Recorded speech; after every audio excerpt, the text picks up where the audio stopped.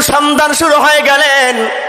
যেই জায়গায় Abdul Muttalib দণ্ডায়মান হয়ে আছেন, ওই জায়গায় কিছু সময় যেতে না যেতেই রব্বুল আলামিন আব্দুল মুত্তালিবের পা মোবারকের কাছ দিয়ে পানির ফুলকি ধারা ফোয়ারা উন্মোচন করে দিয়েছে। আব্দুল মুত্তালিব আল্লাহু আকবার আল্লাহু আকবার বলে জনগণকে ডেকে বলে, ও পাদ্রীরা, ও নেতারা, ও লিডারেরা, পানি খনন করার জন্য বলছিলাম, কেউ আসো নাই। মৃত্যুর জন্য অপেক্ষা করে লাভ নাই। আমি আব্দুল মুত্তালিবের পায়ের কিনারায় আল্লাহ পানির ব্যবস্থা করে দিয়েছেন। তখন সবাই পানি পান করলেন, মুগ্ধ হয়ে গেলেন, আর বললেন, ও আব্দুল মুত্তালিব, আমাদের আর পাদ্রীর আলেমের কাছে যাওয়ার কোনো প্রয়োজন নাই। আমরা বিশ্বাস করলাম এই জমজমের পানির ঘোষণা, পানির সংবাদ, বার্তার মেসেজ রব্বুল আলামিন তোমাকে দিয়েছেন। আমরা একস্বচ্ছভাবে বললাম, এই জমজমের মালিক তুমি আব্দুল মুত্তালিব। সুবহানাল্লাহ। জনগণ একদিন হাজির হয়ে গিয়েছে, ও আব্দুল মুত্তালিব, জমজম কূপ থেকে পানি ওঠে না, পানি পাই না, তুমি একটু রবের কাছে বলো, রব্বুল আলামিন যেন একটু পানির ব্যবস্থা করে দেয়। তুমি কাবার মুতাল্লি, তুমি কাবা ঘরের গোত্র লিডার এবং কাবার দেখাশোনা করো, ভার তোমার কাছে। আব্দুল মুত্তালিব রে, বলো না কাবার মালিকের কাছে তিনি যেন জমজম কূপ থেকে একটু পানির ব্যবস্থা করায় দেয়। আব্দুল মুত্তালিব পরের দিন সকালবেলা কাবা ঘরের সামনে গিয়ে দুটো হাত রবের দরবারে তুলে বললেন, ও রব্বুল আলামিন, প্রভু গো, আপনার দরবারে আরজ জানায় দিলাম, এই জমজম আপনার, এই জমজমের তলদেশ আল্লাহ রসুল বলেন, জমজমের তলদেশ হলো আল্লাহর বানানো হাউজে কাউসার। ইয়া রাসূলুল্লাহ ওয়া ইয়া হাবিবাল্লাহ, জমজম কূপ থেকে লক্ষ লক্ষ হাজী সাহেবেরা পানি উড্ডীন করে, আনয়ন করে, পান করে, বহন করে, যাতায়াত করে, সারা পৃথিবীতে ছড়ায় যায়। ও রাসূল রে, বলেন না জমজম পানির কূপের তলদেশ কোন জায়গায়? আল্লাহ রাসূল বলে, জমজম কূপের গোড়া আর তলদেশ আল্লাহর হাউজে কাউসারের সাথে মিলানো। কাবার মালিকের কাছে আব্দুল মুত্তালিব হাত তুলে বললেন, রব্বুল আলামিন, ও আল্লাহ, আপনি জমজম থেকে পানিটা জারি করে দেন।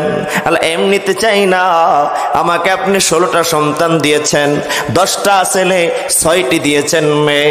এই 10টি সন্তান ছেলেগুলো আমার কাছে যেমন আদরের, মেয়েগুলো আদরের। ও আল্লাহ, এই 10টি ছেলের ভিতরে যে কোনো একটা ছেলে আপনার রাহে কোরবান করে দিব, তবু আপনি এই জনগণের কল্যাণের জন্য জমজমের পানি জারি করে দাও। ছেলে জবাই করবে, ছেলে কোরবানি করবে কার নামে?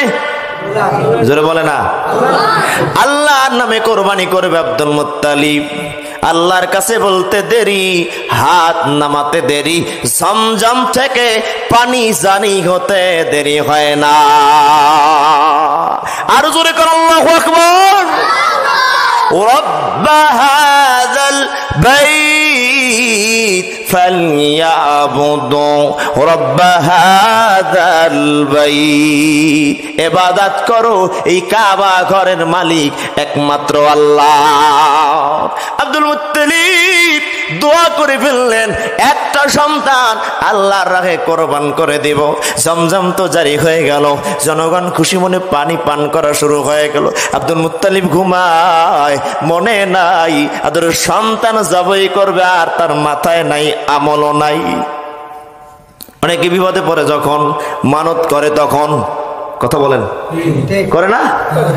আল্লাহ রাসূল বলেন, মানত যদি করো, পূর্ণ করা তখন ওয়াজিব হয়ে যায়। তুমি মানত করছো, আল্লাহ আমার এই বিপদ উদ্ধার করলে এই টাকা মসজিদে, মাদ্রাসায়, এতিমদের, মিসকিনদের দিব। মানত করার সাথে সাথে এটা পালন করা ওয়াজিব। তোমার কাজ পূর্ণ হোক বা না হোক, এটা অবশ্যই তোমার পূর্ণ করা লাগবে, দিয়ে দেওয়া লাগবে। এক ওস্তাদ বলছিলেন, বাবা এক শিকারে গিয়েছেন শিকার করতে, হঠাৎ করে দেখে সন্ধ্যা গণায় আয়, এখনো কোনো শিকার হলো না। কিছু সময় পরে রব্বুল আলামিন কোন পশু পাখি যদি শিকার করতে পারি, আমি যদি দুইটা পাই, একটা আপনারা দেব, একটা আমি নেব। কিছু সময় পর একটা পাখি শিকার করছেন, পাখি শিকার করে বাড়ির দিকে রওনা। সহচরার সাথী ডেকে ডেকে বলে, আল্লাহর বান্দা, একটা পেয়েছেন আর একটা কেন শিকার করেন না? কারণ দুইটা পাইলে একটা আল্লাহর রাস্তায়, দ্বিতীয়টা তো আপনি নিয়ে নিবেন। আল্লাহর বান্দা ডেকে ডেকে বলেন, আমারটা আমি পাইছি, আল্লাহটা আল্লাহ নিজে মাইরা নিক। ইবাদত নিয়ে তামাশা করা যায় না।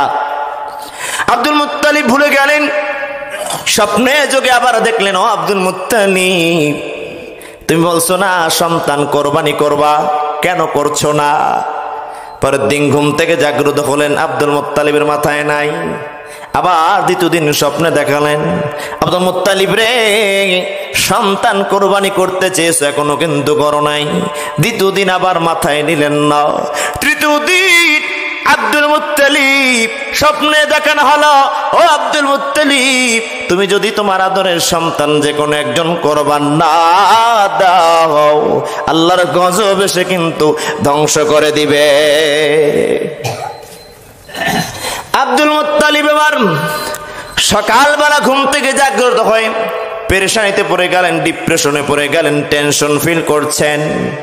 না না, সন্তান কোরবানি দেওয়াই লাগবে। তবে সন্তান ছেলে কয়জন? জোরে বলেন, জোরে বলেন। 10 ছেলের ভিতরে কারে কোরবানি দেব? 10 সন্তানকে দাওয়াত দিলে, আসো আমি বাবার কাছে বসো। 10 জন সন্তান বসে গেলেন। আব্দুল মুত্তালিব বলে, ছেলেরা, এইভাবে তো আমি জমজম জারি করলাম আল্লাহর কাছে যে। সবার আগে আবু লাহাব মিয়া ডেকে ডেকে কয়, ও বাবা, আপনি আল্লাহরে বলছেন ছেলে কোরবান করবেন, আমার নাম কি বলছেন? কয় না, আমি গেলাম। বুঝেন নাই? এরপরে আসছে আমির হামজাম, বলে আমার নাম কি রবের কাছে বলছেন? বলে না না, বলে আমিও চলে গেলাম। বাইদি ভাই সব ছেলেরা বলে আর চলে যায়, বলে আর চলে যায়। সবচেয়ে লাস্ট ছেলে, ছোট সন্তান, তার নাম আব্দুল্লাহ। এই আব্দুল্লাহ এবার দাঁড়ায় দাঁড়ায় বলে, বাবা, কারো নাম বলেন নাই, আমিও ভাইদের মতো